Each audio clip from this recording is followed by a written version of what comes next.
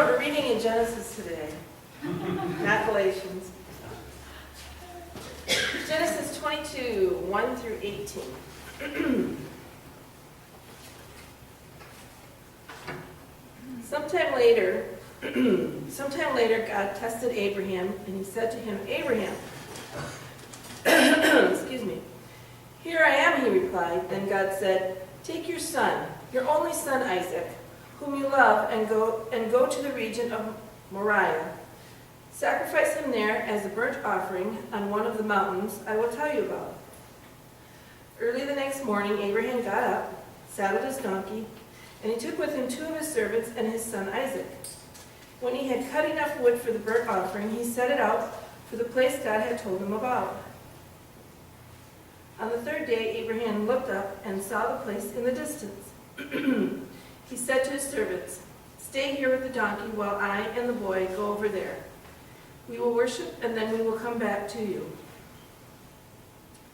Abraham took the wood for the burnt offering and placed it on his son Isaac, and he himself carried the fire and the knife. As the 2 of them went on together, Isaac spoke up and said to his father Abraham, Father? Yes, my son, Abraham replied. The fire and the wood are here, Isaac said, but where is the lamb for the burnt offering? Abraham answered, God himself will provide the lamb for the burnt offering, my son. And the 2 of them went on together. When they reached the place God had told him about, Abraham built an altar there and arranged the wood on it. He bound his son Isaac and laid him in the altar on top of the wood. Then he reached out his hand and took the knife to slay his son. But the angel of the Lord called out to him from heaven, Abraham, Abraham. Here I am, he replied. Do not lay a hand on the boy, he said. Do not do anything to him. Now I know that you fear God, because you have not withheld from me your son, your only son. Abraham looked up, and there in the thicket he saw a ram, caught by its horns. He went over and took the ram and sacrificed it as a burnt offering instead of his son. So Abraham called that place, the Lord will provide. And to this day it is said, on the mountain of the Lord it will be provided. The angel of the Lord called to Abraham from heaven a second time and said, I swear by myself, declares the Lord, that because you have done this and have not withheld your son, your only son, I will surely bless you and make your descendants as numerous as the stars in the sky and as the sand on the seashore. Your descendants will take possession of the cities of their enemies, and through your offspring all nations on earth will be blessed, because you have obeyed me. But when I went to college, I majored in accounting, and every elective that I took was a math class. I took all the math classes that they offered. All the calculus courses, all the statistical analysis courses, every math class, and I loved every bit of it. Here I am, 38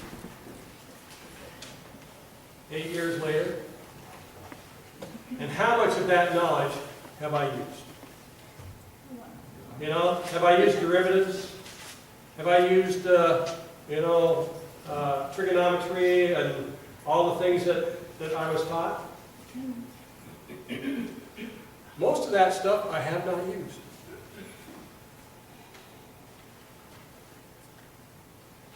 If you don't use it, you lose it. When I was 4 or 5 years old, living in Spain, I could communicate with my Spanish neighbors, probably pretty rough Spanish, but I was able to communicate with my Spanish friends. When I moved to the States, after a few months or a year, I lost it all because I didn't use it. Accumulating knowledge does nothing for us unless we put it to use. You can accumulate knowledge about God. You can know a lot of things about God, but what good is it if you don't use that knowledge? God is not interested in us accumulating knowledge about Him. He is interested in us knowing Him in a personal way. We come to know God not by accumulating knowledge. We come to know God by experience, by experiencing Him.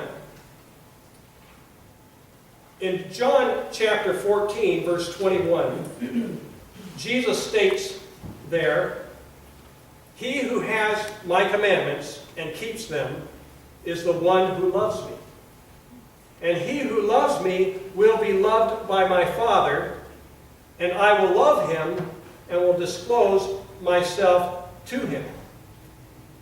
So here he's stating that knowing God more, or experiencing God, comes by wholehearted obedience.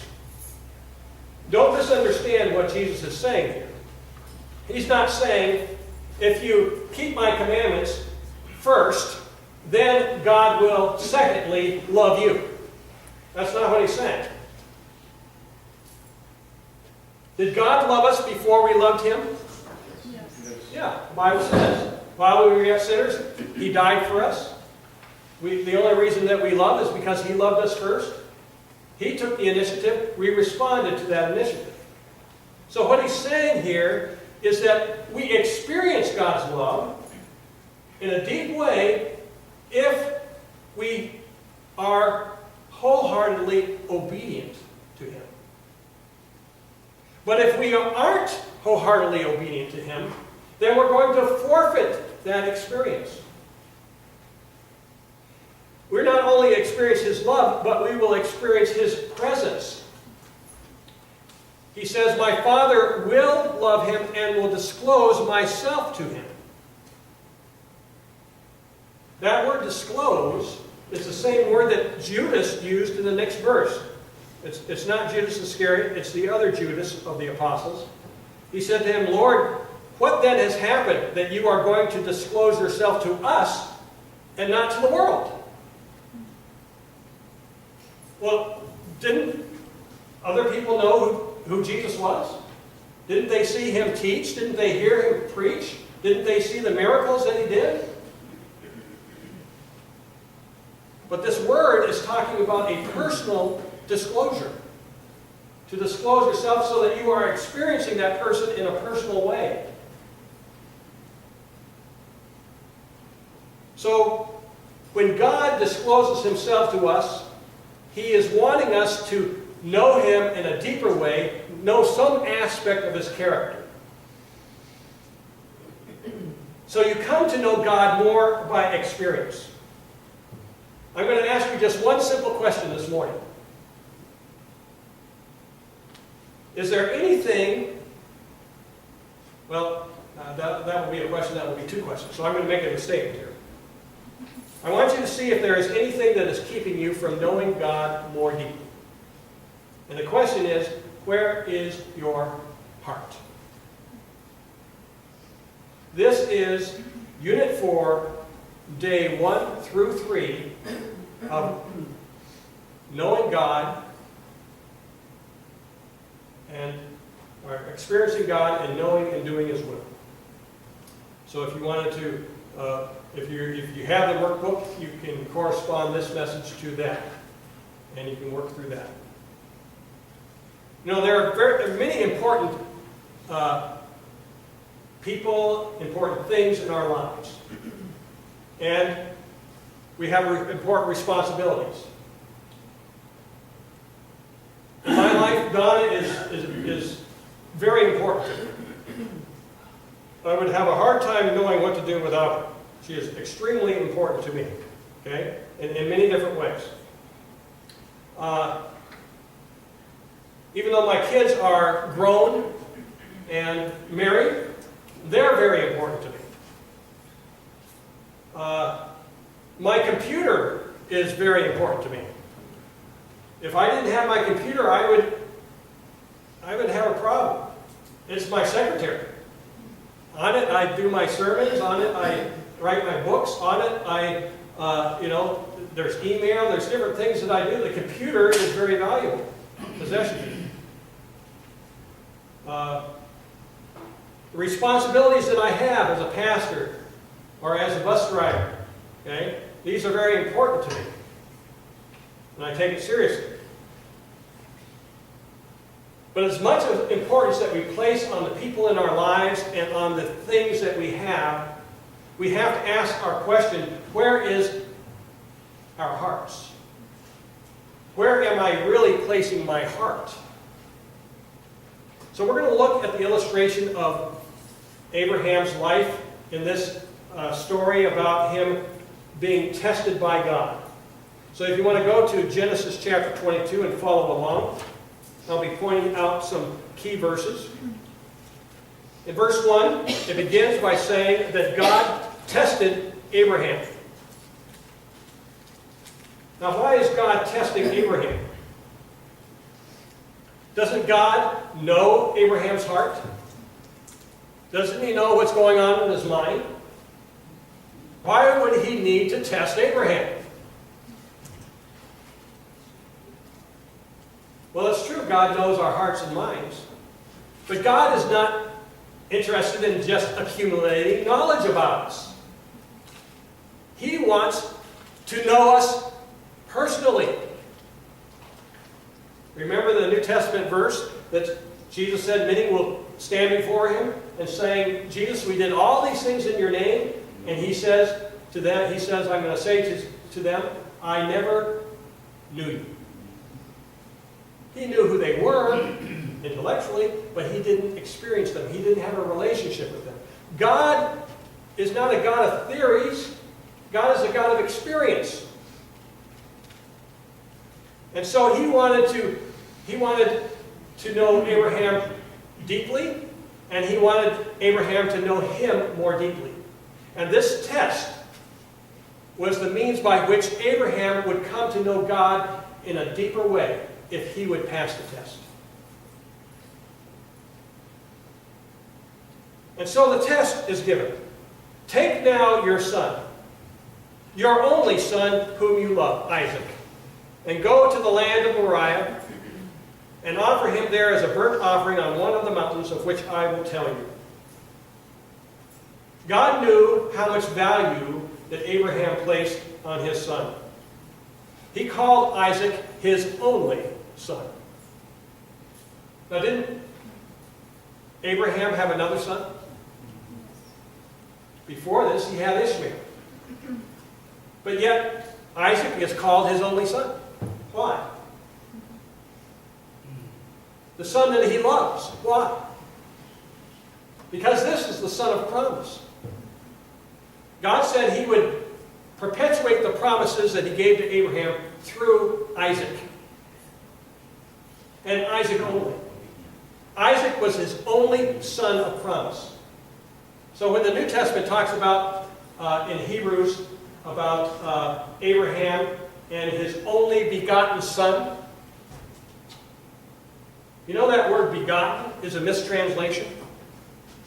The word in the Greek does not come from the word to birth or to beget. It comes from the word to become, to exist.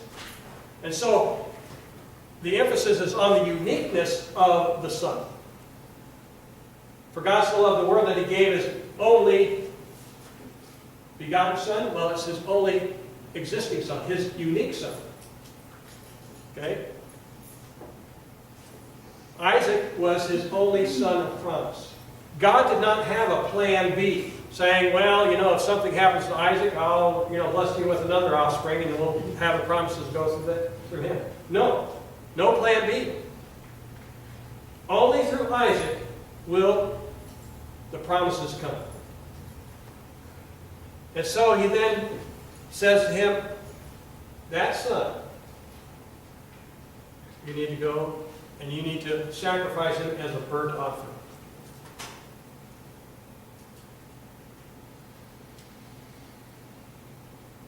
Imagine what went through Abraham's mind here. Someone that was very dear to them. You can imagine the celebration when they had that son in their old age. Pride and joy.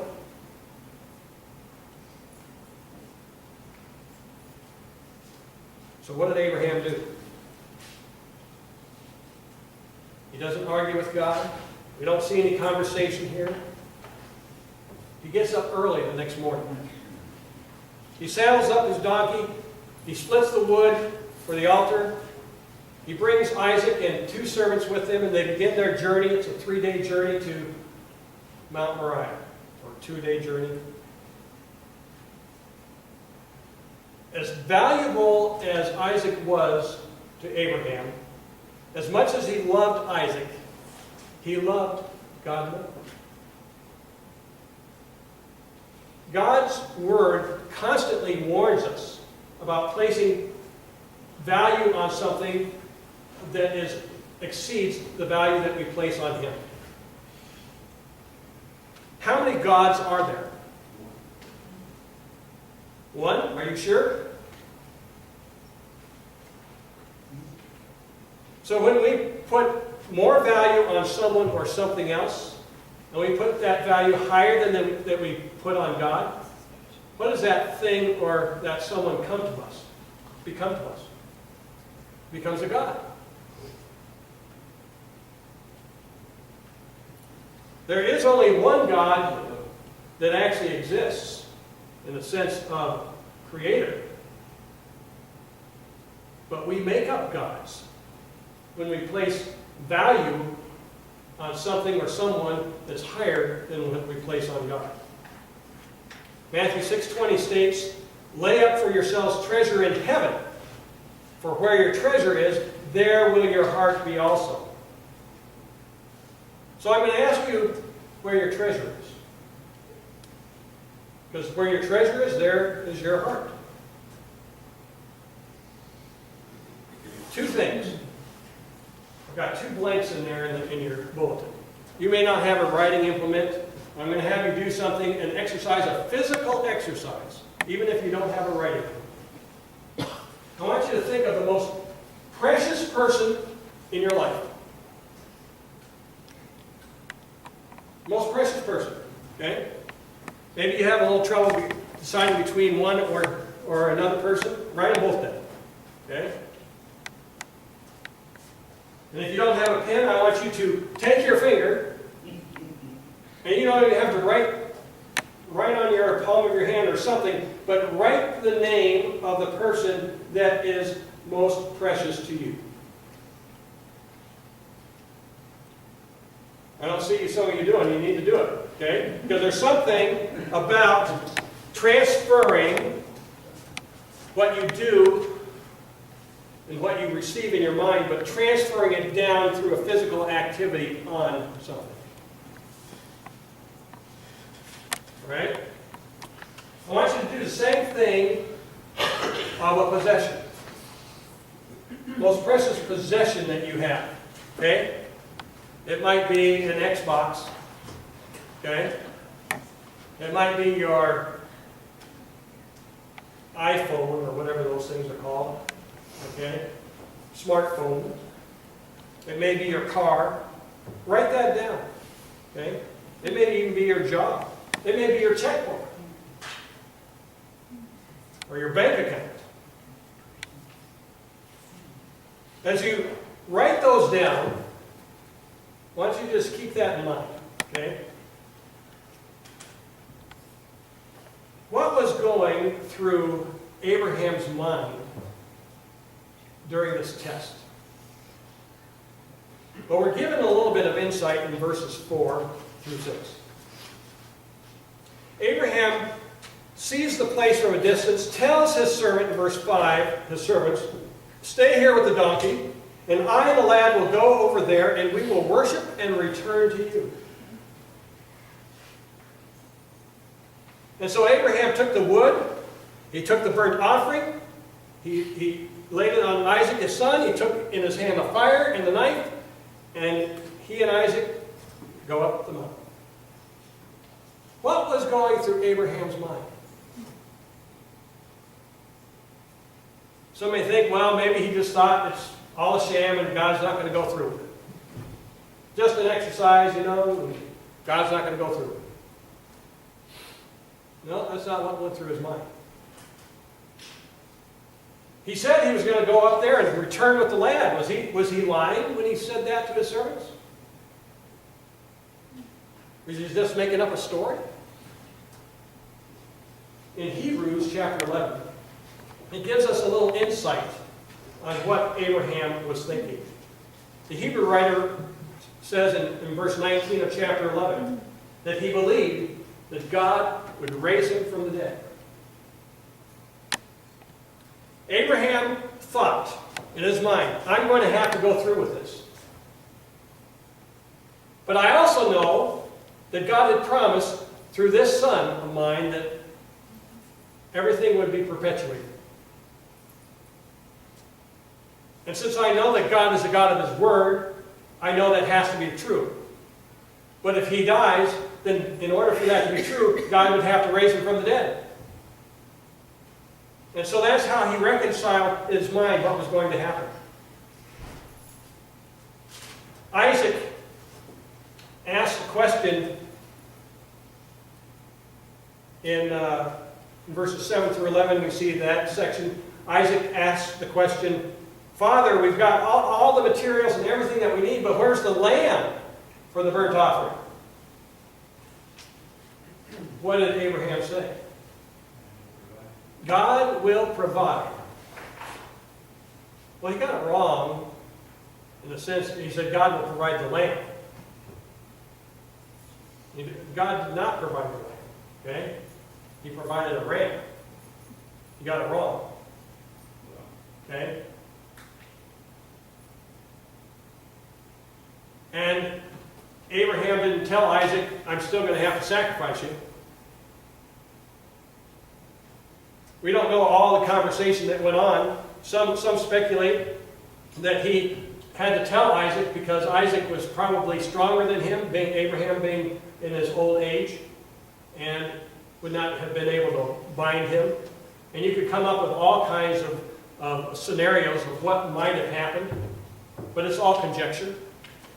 We're told here what Abraham did. He tied up his son. Doesn't say how he did it, he just said he did it. He put him on the altar. Okay?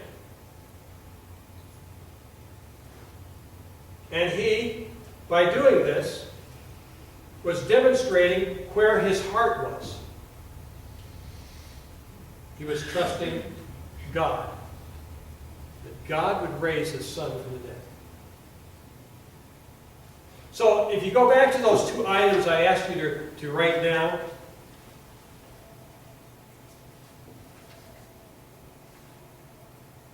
have you given them to God?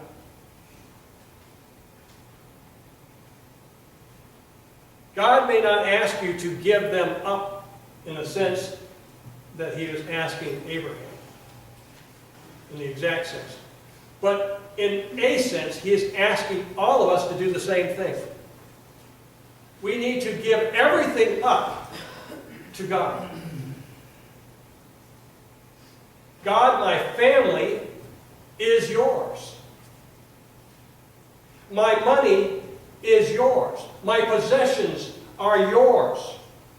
All that I hold dear and precious is yours. You have given them as a gift to me.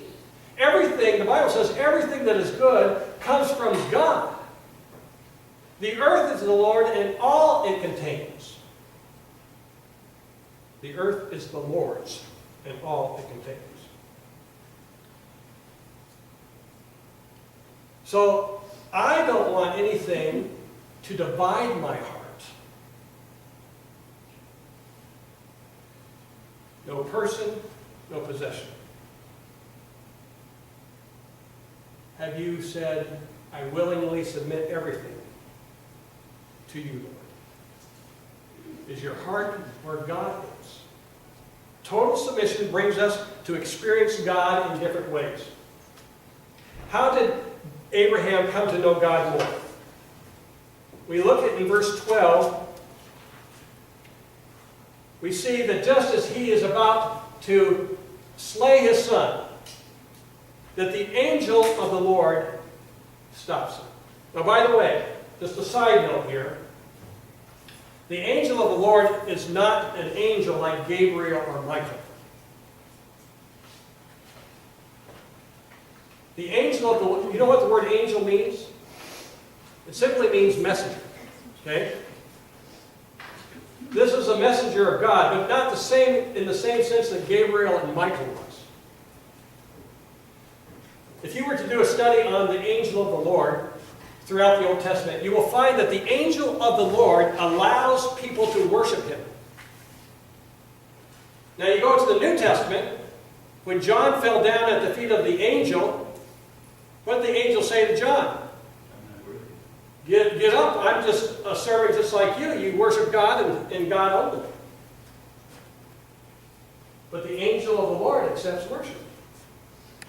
Okay? In fact, the angel of the Lord, in Hosea chapter 12, verses 4 and 5, it tells us the name of the angel of the Lord. The name is Yahweh, or the Lord. When someone saw the angel of the Lord and realized it was the angel of the Lord, they thought they had seen God face to face, because they understood that the angel of the Lord was the Lord himself.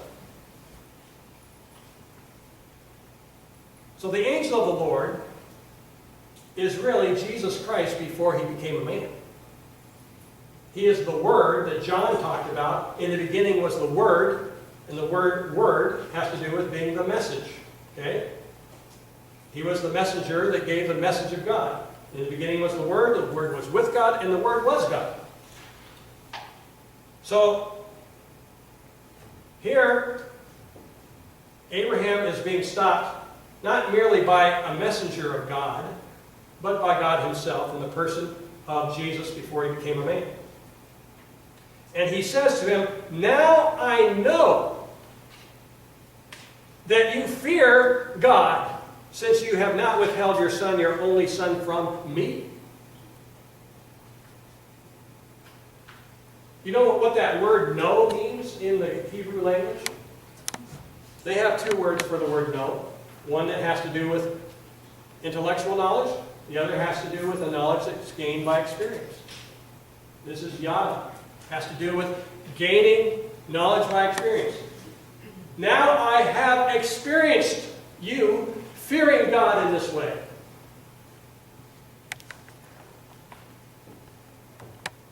And that experience would have been forfeited if Abraham had not been obedient. By submitting himself wholeheartedly to God, he came to know God more. And what did God do? God provided a ram as a sacrifice. And do you think he and Isaac had a pretty good worship experience after this experience? You bet they did. And they came back, just like Abraham said, from the mountain to the service. And they called the altar, "The Lord Will Provide." Where is your heart? Are you missing out on experiencing God because you have not submitted your whole heart to him? When Donna and I came here to Caro 32 years ago, we were met with opposition right away.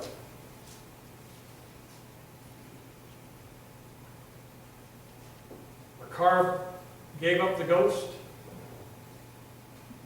As it was being repaired, the repair shop caught on fire, and so our car had smoke, smell damage, all kinds of stuff happening there. Donna had a tubal pregnancy. There were things that were going on with some people in the church that really riled things up.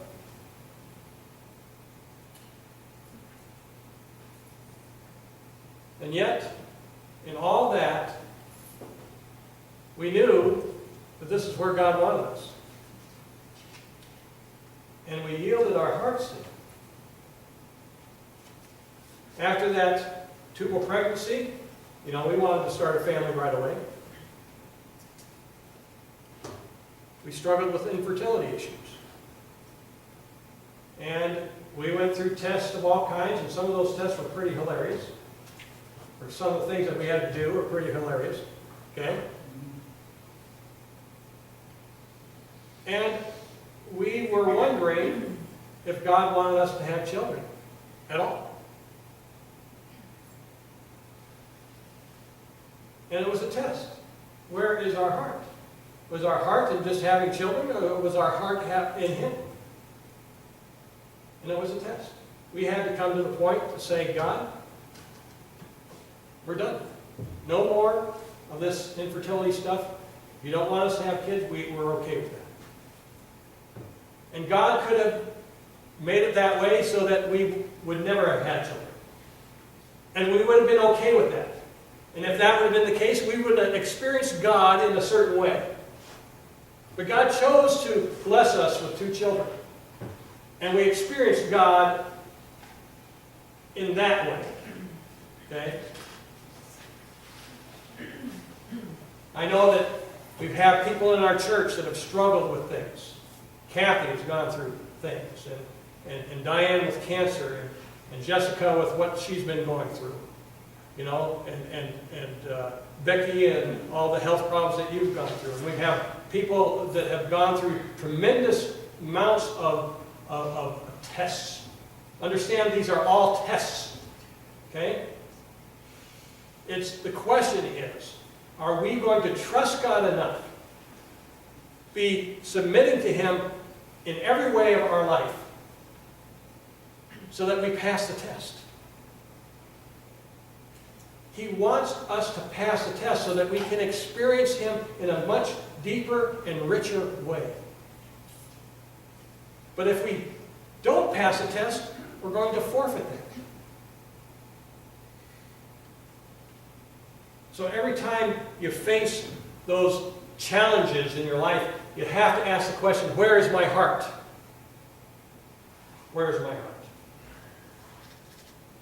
You know, we're a family, a church family. The Bible pictures the church as a family, as a body, as a flock.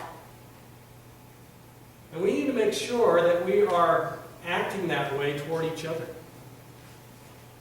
We're a family, and we need to help each other and encourage each other and pray for each other and be there for each other. Because one person can't do everything. We're a family. It requires families. And it requires us to be listening to God and being submissive to Him and being wholeheartedly obedient to Him. Where's your heart?